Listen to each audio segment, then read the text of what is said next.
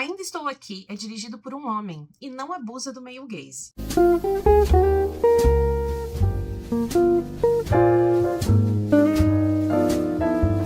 A gente sabe quem é a Eunice, a gente acompanha a história através do olhar dela, muitas vezes literalmente, com a câmera fazendo de conta que são os olhos dela mesmo, e toda a perspectiva do filme nos leva para o que ela tá sentindo ou pensando. Por sinal, existem diferenças bem marcantes do livro pro filme. Primeiro que no livro, o Marcelo Rubens Paiva conta a história literalmente a partir do ponto de vista dele. É quase como uma longa crônica do cotidiano dessa família por uma perspectiva bastante pessoal. Inclusive, ele traz muitas opiniões sobre arte, política, enfim. Por exemplo, tem um trecho em que ele tá falando que o filho, quando era bebê, parava de chorar ouvindo música e que no começo ele colocava no YouTube o que ele chama de músicas de gostosas pra assistir junto com o filho dele.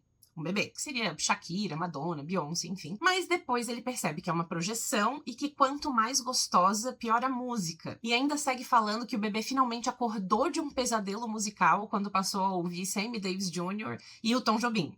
2 homens, claro. Além de ficar afirmando com frequência que ele era o único filho homem, o único homem da casa, que por isso ele tinha que ter aquela ou aquela responsabilidade, porque ele era o homem da casa, tipo, muitas vezes mesmo. O filme não traz nada disso pra tela. O Murilo Hauser e o Heitor Lorega, que são os roteiristas e também são homens, magistralmente transformaram todo o texto para que ele fosse pensado a partir da ótica da própria Eunice. O filme é sobre ela. A gente vê a última imagem que ela viu do marido entrando no carro, a força que ela precisou ter, o silêncio estratégico em relação às crianças, o sorriso para a câmera do jornal para mostrar que ela ainda estava lá, o medo pela filha que foi interrogada, o retorno dos porões, a dor que ela sentiu, ela chorando baixinho quando descobre que ele tá morto e depois enxugando as lágrimas e levando todo mundo para tomar sorvete. Tudo isso torna a personagem super complexa, cheia de nuances. A gente quase consegue ver a alma dessa mulher despedaçada se reconstruindo, através do olhar, dos pequenos músculos do rosto que expressam tudo que ela tá sentindo. Claro que isso também só é possível porque a Fernanda Torres é um monstro sagrado, né? O trabalho dela é impecável. E pra mim, ela que ganhou o Oscar. Mas o próprio Salles opta por esse olhar mais íntimo, que não fetichiza a violência da ditadura. A gente não tem cena de tortura, apesar de ouvir o que tá acontecendo, de entender a gravidade, de conseguir imaginar o que ela sofreu nos dias que ela ficou presa. Essas imagens não são exploradas. E isso é lindo, porque tira a força dos torturadores. Porque não oferece sadismo para aqueles que se divertem com o sofrimento feminino, ou pessoas de esquerda. Ela sentada, olhando para os rostos daqueles que também corriam perigo, tremendo, perguntando pela filha, é suficiente para gerar terror e empatia. E a gente sabe que a maioria das mulheres presas e torturadas nesse período foram abusadas. Apesar de que isso provavelmente nunca foi dito pro Marcelo e por isso não consta no livro, a irmã já deu entrevista dizendo que ela foi abusada sexualmente, mas que só conseguiu falar sobre isso com a mãe no finalzinho da vida, depois do Alzheimer. E a gente não tem o corpo dessas mulheres à disposição sexual em contexto de violência nesse filme. Não explorar essas cenas nas 2 obras, no livro e na tela, é uma escolha maravilhosa. É claro que, mesmo essa história, se ela tivesse sido pensada ou traduzida por mulheres, poderiam ter nuances específicas, né? Como no conto da Aya, o detalhe da manteiga servindo como hidratante corporal. Mas não significa que todo autor homem vai expressar o male gaze. Eurípides já escrevia sobre mulheres complexas em 430 a.C.